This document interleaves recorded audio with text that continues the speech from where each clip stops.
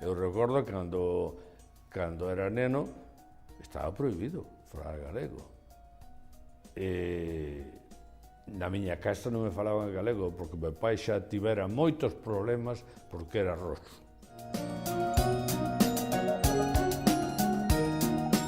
Onde perfeccionei o galego, se se pode dicir, foi en Francia, porque entrei en Radio Francia. Gracias, eu lín nun xornal que pedían un colaborador que soupera música, portugués e castelán.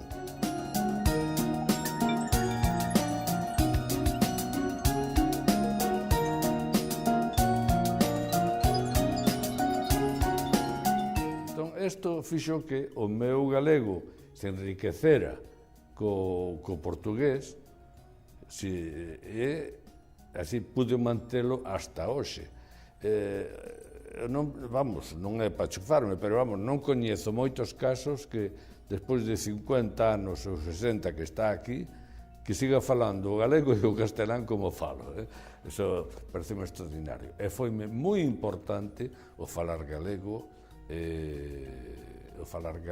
aprendelo como aprendín, e despois, para entrar no traballo, e despois, gracias a eso, pois fixen, se podo decir así, unha carreira na radio francesa.